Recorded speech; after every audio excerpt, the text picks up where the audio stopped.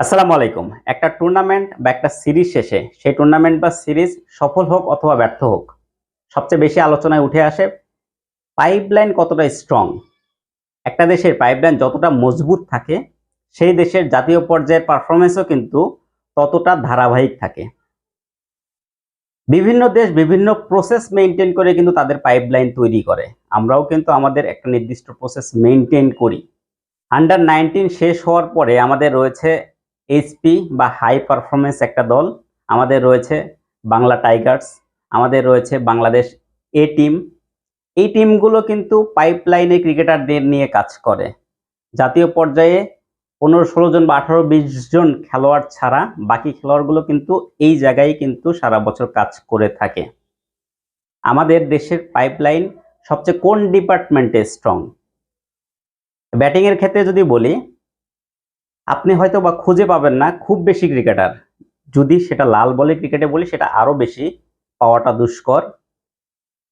লাল বলে কিন্তু আমাদের দেশে খুব বেশি ক্রিকেটার এই মুহূর্তে নেই যারা সঙ্গে সঙ্গে নিয়ে এসে ইন্টারন্যাশনাল সার্কিটে খেলিয়ে দিতে পারবেন।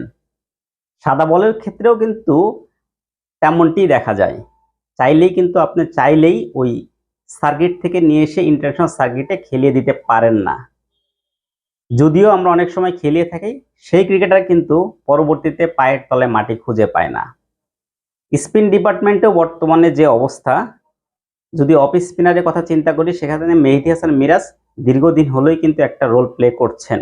এর পাশাপাশি সাপোর্টিং রোলে নাইম হাসান রয়েছেন। এছাড়া কিন্তু পাইপ লাইনে ওই মানে কোনো স্পিনার বাংলাদেশে এই মুহূর্তে নেই, যদি সেটা 50 ওভার্স ক্রিকেট অথবা লাল বলে ক্রিকেটের কথা বলি।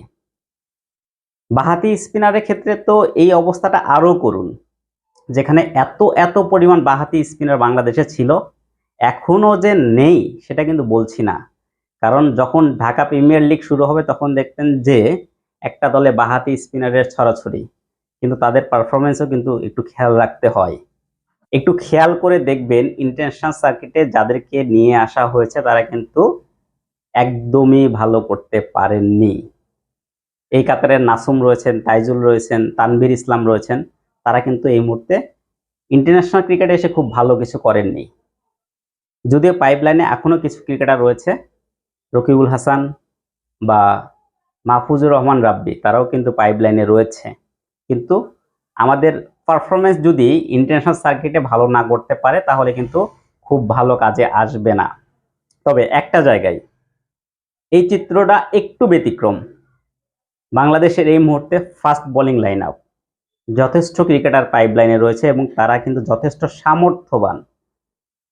আমরা বর্তমান সময়ে যে সাফল্যের কথা বলছি, পাকিস্তানের বিপক্ষে টেস্ট সিরিজ জয়ের যে সাফল্য, এই সাফল্যের পিছনে কিন্তু এই পাইপলাইন সবচেয়ে বড় ভূমিকা পালন করেছে। লাস্ট 2-3 বছরে বাংলাদেশের হয়ে যারা টেস্ট ক্রিকেট খেলেছেন, ফাস্ট বোলারের কথা বলছি, তারা হলেন ইবাদত হোসেন, খালেদ আহমেদ, তাসকিন এবং শরীফুল ইসলাম। এর বাইরে কিন্তু খুব বেশি ফাস্ট বোলার লাস্ট 2-3 বছরে খেলেননি। হাসান মাহমুদ বা নাহিদ রানা, তারা সবে মাত্র 3টি করে টেস্ট ম্যাচ খেলেছেন। আমাদের পাইপলাইনের অবস্থা শক্তিশালী হওয়ার কারণে ফাস্ট বোলিংয়ে আমরা যথেষ্ট ভালো করছি। এই জায়গায় একটা কম্পিটিশন তৈরি হয়েছে। লাল বলের ক্রিকেটে এখনো পাইপলাইনে বেশ কিছু ফাস্ট বোলার রয়েছে। তানজিম সাকিব রয়েছে, মুশফিক হাসান রয়েছে, রেজাউর রহমান রাজা রয়েছে, ইবাদত হোসেন, তিনি কিন্তু ইনজুরি থেকে সেরে ওঠার চেষ্টা করছেন।